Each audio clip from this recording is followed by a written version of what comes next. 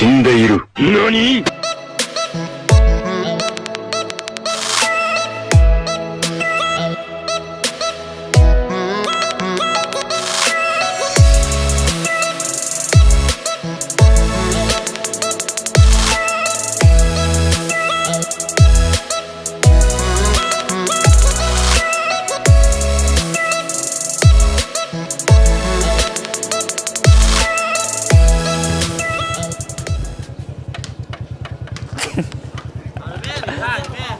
มื้อนี้เฮากับแบบเฮาสิมาเฮ็ดดันพันปลาเนาะมื้อนี้กันเนาะเอาถ่านมามือกองไว้แล้วขั้นตอนแรกเฮาก็ใส่ถ่านเนาะเอาถ่านใส่เตาใส่เตาเนาะเอาทำไปเอาปลาเอาล้างปลาเยี่ยมมาดิ เจ้าโดยไอ้อ๋อเก็บอีซีกันดา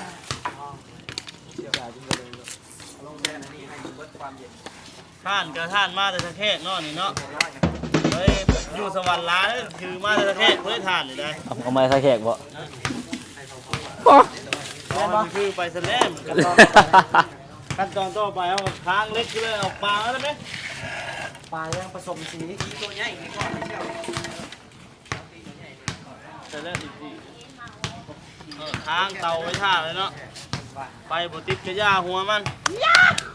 โอ้ท่านผู้ชมจังดี ตัดไปเนี่ยมึงก็ถ่ายยาวคนเดียวเลย เอาเพื่อตัดถ่ายไปเลย สวยเนาะสองคนเปิดป่ะเย่เย่ ติดกระทะ ผู้กินอันนี้เป็นผู้กิน ติดกระทะเล็กกระทะโล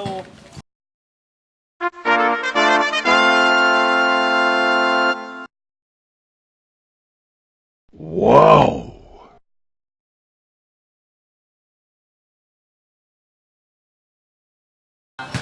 เพิ่น เมื่อ ว่า ปลานิ่นเนาะ ปลาเทินเพิ่นว่าเมื่อปลานิ่น ปลานิ่นนะพวกไปถึงวันไข่เยอะเลย เครื่องปรุง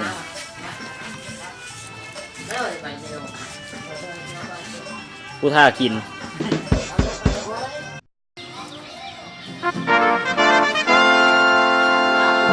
ยินบอกเพิ่มคนเปิดป่ะยางเมื่อเราเลยเช่นกันพี่น้องเอาเพิ่นว่าเพิ่นบ่ไหวเพิ่นว่าเด้เพิ่นกินข้าวคาบเดียวมื้อนี้เพิ่นว่าปลาน้อยปลาลาแบบใจนะเพิ่นว่ากินแต่ข้าวคาบเดียว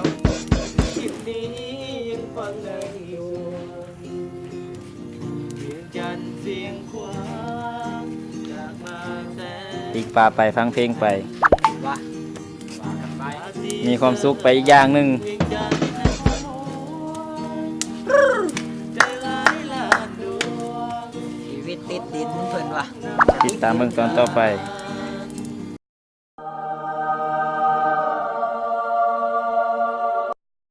ไปเนาะ3โตเพิ่นว่า ยังตัวสุดท้ายเพิ่นว่าจัดไป4ตัวมื้อนี้ เราต้องมา ไว้เด้อได้ คืนความจริงได้เลย ถ้าคือเก่า อวยพรให้ไป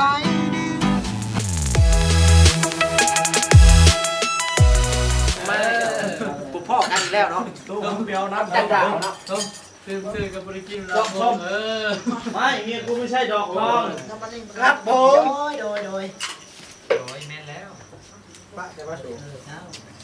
หน้าข่าวเถอะวะ เราได้เข้าความ เด็กคนมันหล่อเลยได้แล้ว ก็แวมไพร์ทวายไลท์ มาให้ร้านยาวต้นกระดาษใช่ปะไม่ใช่ต้นกระดาษใช่ปะตู้ร้านแจ้งอะไรนะแจ้งเดี๋ยวขัดมากสุดอยู่แล้ว โอ้ลืมบอกให้ส่งไปแล้ว ดี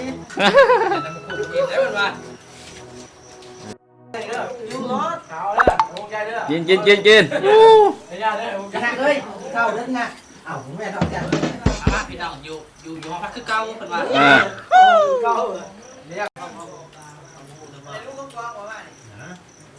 ไม่ยังอันนี้ให้ยังอันนี้ มากินข้าวปลาเนาะคนว่า กินโอ้สองบอนเพิ่นว่า แม่พี่น้องเอ้ยแล้วซุปซีให้ถ่ายกูนะแม่นี่ บ่เฮ็ดได้บ่ได้ นี่ เพิ่น กู ไป นี่ หามาก่อน เอ้ย